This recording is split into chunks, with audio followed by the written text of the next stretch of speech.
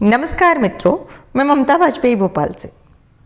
मेरे चैनल पर आपका स्वागत है। लीजिए, मैं फिर हाजिर हूँ नए वीडियो के साथ और नई जानकारी नहीं कहूँगी, बिल्कुल नए तरह के वीडियो के साथ। सबसे पहले तो इस पौधे को पहचानिए और अगर नहीं पहचान पा रहे हैं तो वीडियो अंत तक देखिए। मैं उसके अंत में आपको दिखाऊंगी और ये भी बताऊंगी कि कहाँ से लाई हूँ और कितने का लाई हूँ। ये तो आपको पता चल ही जाएगा कि कहाँ से लाई हूँ, क्योंकि मैं आपको ले चल रही हूँ अंतर्राष्ट्रीय वन मेला, इंटरनेशनल हर्बल फेयर, भोपाल में 22 से 26 तारीख तक, 22 दिसंबर से 26 दिसंबर तक लगा है। और ये आयुर्वेद के जनक धन्वंतरि की प्रतिमा। मेला बहुत ही विशाल है क्योंकि अंतर्राष्ट्रीय है, तो आप बस झलकियाँ देखिए और मैंने बहुत शॉर्ट में इसको आपको दिखाने की कोशिश की है। आप ज़रूर देखिए, आप घर बैठे मेला घूमिए। सच में अद्भुत मेला और बहुत इतने सारे स्टॉल्स और अच्छी अच्छी चीज़ें हैं। मैं आपको पूरे उसमें छोटी छोटी क्लिप सबकी दिखाऊंगी। सबसे पहले मैं प्लांट्स इसलिए दिखा रही हूँ क्योंकि मैं प्लांट्स लवर हूँ, तो मैं सबसे पहले इसी स्टॉल पर गई और औषधीय पौधे जिनकी वन रोपणी यहाँ पर है, मैं एक उनकी कैटलॉग भी दी उन्होंने, और जहाँ उनकी ये नर्सरी है उसका एड्रेस भी दिया। हालांकि मुझे अभी बहुत सारे मेडिसिनल प्लांट चाहिए भी नहीं थे क्योंकि छत पर तो उतनी जगह है नहीं, लेकिन सच में जो लोग जिनके पास थोड़ी भी ज़मीन है या पीछे बगीचा है घर के आसपास, वो इन औषधीय पौधों को ज़रूर लगाएं। नाम और गुण के साथ। और ये देखिए सभी तरह की छालें, गिलोय, आंवला, बहेड़ा, हरड़। और इतनी भीड़ थी मेले में, जो जानकार लोग हैं शायद वो साल भर इस मेले का इंतज़ार करते हैं, तो ख़रीदारी भी हो रही थी। और बहुत सारे वैद्य भी थे जो लोग हर्बल तरीके से अपना ट्रीटमेंट कराना चाहते हैं। मुलैठी। और ये फॉर सेल नहीं थी, ये जितनी भी ट्रे रखी थी ये सिर्फ डिस्प्ले पर थी, और पीछे मशीनें थीं जहाँ जो ये बता रही थी कि इनको कैसे बनाया जाता है। ये देखिए, ये गोलियाँ कैसे पैक होती हैं, पाउच किस तरह पैक होते हैं, जो हम आयुर्वेदिक दवाएं खरीदते हैं। ये देखिए कुछ गोलियाँ बनी रखी हैं। चित्रकादि बटी। और मेला बहुत अच्छा था, आम मेलों से बिल्कुल डिफरेंट। चूँकि इंटरनेशनल था तो स्टॉल बहुत ज़्यादा थे, तो सच ये कहूँ कि मैं पूरा घूम नहीं पाई। और मैं कार्तिक और उसकी मम्मी के साथ गई थी, तो बच्चे ऐसे मेले में बोर हो जाते हैं। फिर भी मैंने बहुत कुछ कवर करने की कोशिश की है, और अगर 26 तक मुझे टाइम मिला तो मैं एक बार फिर से जाऊंगी इस मेले में घूमने के लिए। बहुत कुछ, ये देखिए कपूर कचरी। अब ये पौधा मैंने देखा तो मुझे लगा एक इस तरह का पौधा मेरी छत पर भी है, जो मेरे लिए नाम जिसका नोन था। मैंने आप लोगों से सबसे पूछा था और आप सब ने कहा था इलायची है। अब मुझे लग रहा है कि शायद ये कपूर कचरी ही होगा। जिन्हें हम जंगली पौधे समझते हैं वे पौधे बहुत उपयोग के हैं। ये देखिए, ये तो अजवाइन, अजवाइन नहीं है, कुछ और है। अगर इस मेले को पूरा ढंग से घूमना है तो हम दोपहर में निकल जाएं 12 बजे के आसपास, जब भीड़ कम हो। फिर एक एक गमले के आसपास हम खड़े होकर गौर से देख पाएं। अदरवाइज तो संभव ही नहीं है एक दिन में पूरा मेला घूमना, क्योंकि हर प्रजाति के बारे में डिटेल में लिखा हुआ है। और इतना ही नहीं, इनके बीज भी हैं पूरे, और वो भी डिस्प्ले पर हैं पैक सील किए हुए। और मैं तो बिल्कुल सरसरी नज़र से, क्योंकि मेरे साथ अब सभी लोग थे तो सबको उतना इंटरेस्ट भी नहीं। जब सब लोग आगे बढ़ जाते तो भीड़ इतनी थी, ऐसे लग रहा था कि जैसे मेले में कि हम बिछड़ ही जाते हैं। आपको चलिए मैं जितना हो सकता है वो दिखा रही हूँ। बिच्छू बूटी, अकरकरा,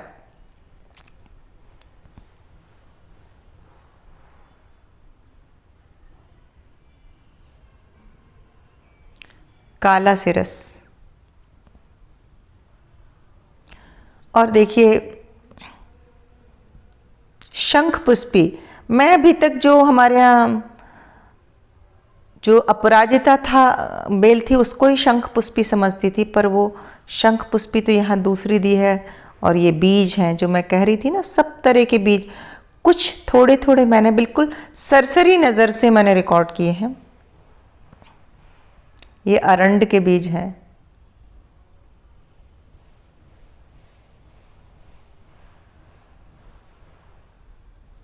लाल गुंजा, गुंजा के बीज हैं ये।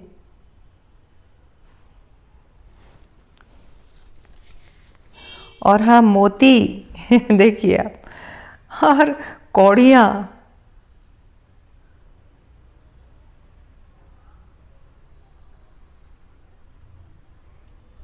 शंख, और इन्हें हम मोतियों के बीज ही कहेंगे क्योंकि ये बीज वाले सेक्शन में लगे हैं, तो मैं इन्हें बीज ही कहूँगी। और अगर मैं आयुर्वेदिक प्रोडक्ट्स की बात करूँ, ये देखिए कंद है, और मुझे लगता है ये सूरन है और वो दूसरा शतावरी है।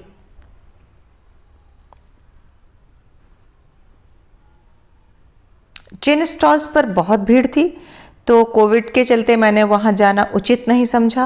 और हाँ, कुछ आर्ट वर्क भी था जो आदिवासी है, ट्रेडिशनल तरीके से, बहुत सुंदर है। देखिए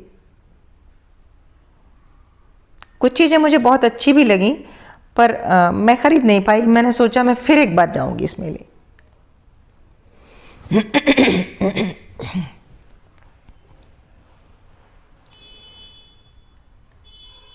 लैंप शेड,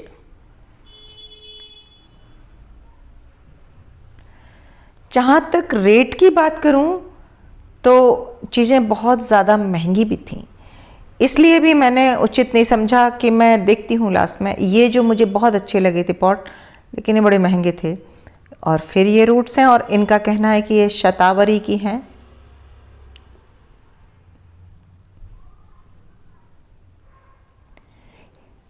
वन मेले में जाने के लिए आपको जड़ी बूटी का जानकार होना भी बहुत ज़रूरी है।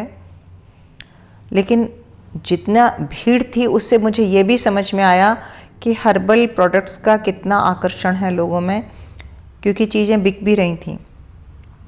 न केवल ये जड़ें लकड़ियाँ बिक रही थीं, बल्कि जो रेडी उत्पाद थे वो ज़्यादा बिक रहे थे।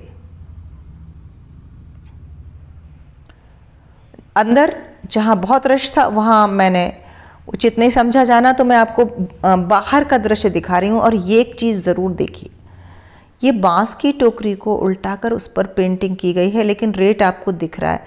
रेट देखकर ऐसे लगा जैसे कि इनको बेचना ही नहीं है। हम लैम्प शेड है और 3000 से स्टार्ट है इनका। ये बड़ा, इससे बड़ा 5000 का है। तो हाँ, आर्टिस्ट की देखो, आर्ट का तो क्या कीमत, उसमें मेहनत तो बहुत है। लेकिन बांस की टोकरी आपको झांकती हुई दिख रही है, जिसे बड़े सलीके से देखिए आप, पेंट भी किया गया है, उस पर आर्ट वर्क भी किया गया है। अब ये क्ले से किया गया है या एमसील से। एमसील इतनी ज़्यादा नहीं लगाई जा सकती, पुट्टी हो सकती है, चॉक पाउडर हो सकता है,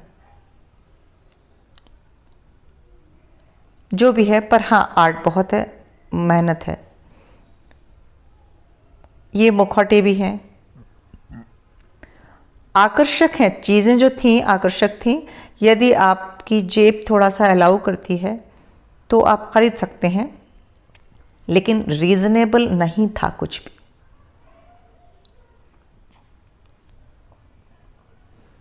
ये मुझे रीजनेबल लगी। ये एक पेयर 250 का था, जो मुझे लगा ठीक है, इतनी सारी मेहनत है। कठपुतली, धनुष बाण,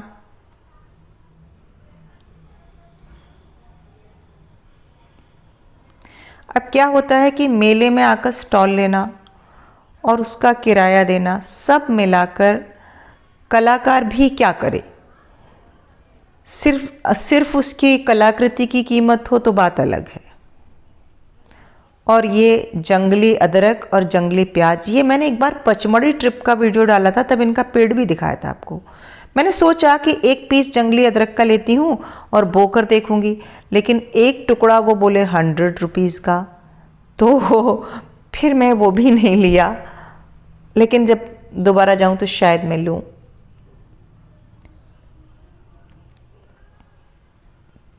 और मुझे ये भी लगा कि मेले की शुरुआत है तो अभी बहुत ज़्यादा रेट बोल रहे हैं, जब मेला अंत में ख़त्म होने लगता है तो थोड़े से रेट भी डाउन जाते हैं। ये देखिए अदरक, इतनी बड़ी गठान वो 100 रुपीज़ की बोल रहे थे। और ये और कुछ फली है या जो भी कुछ है, इसका नाम है गरुड़ फल, नाग फूल। इसे रखने से घर में सांप नहीं आते हैं, ऐसा उनका कहना था। और ये पता नहीं अदरक है या क्या है, ये भी एक जड़ी बूटी है, लग तो अदरक जैसा ही रहा है।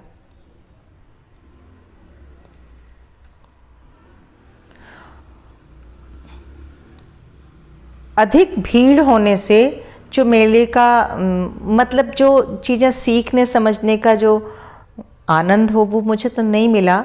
बस मैं एक सरसरी नज़र डाल के आई हूँ, और इसीलिए बार बार मन में ये प्रश्न उठता है कि एक बार जल्दी अर्ली जब मेला शुरू होता है 11, साढ़े 11 या 12 जो भी, तब जाकर एक बार तसल्ली से घूमने की चीज़ है मेला। लेकिन सच में बहुत ही बढ़िया है।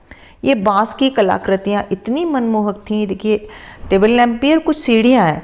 ये जो थे फ्लावर पॉट, ये भी शायद 150 या 200 के थे, और सीढ़ियाँ थी 2100 की, और ये स्टोन थे। और इन्होंने तो गजब ही कर रखा था। एक जेड का प्लांट था जिसे इन्होंने बोनसाई का आकार दिया था, और वो जेड प्लांट को 1200 का बेच रहे थे, वो भी प्लास्टिक के पॉट में। तो मुझे फिर इससे समझ में आया कि ये बहुत ज़्यादा है। हाँ, आकार दिया था, देखिए ये जेड प्लांट है, बहुत सुंदर जेड प्लांट था, लेकिन 1200 रुपये बहुत ज़्यादा है। वुडन पीस थे, स्टोन के पीस थे। बोनसाई लवर्स के लिए ये दुकान अच्छी थी। सबसे छोटा 1 इंच का जो पत्थर था वो 100 रुपीज़ का था। उसके बाद आपकी 500 में एक मीडियम साइज़ का था, 1000 1500 2000 में ऐसे पत्थर थे। तो मेरे लिए तो नहीं, मेरी पॉकेट तो नहीं अलाउ कर रही थी। और कार्तिक ने बहुत मज़े लिए।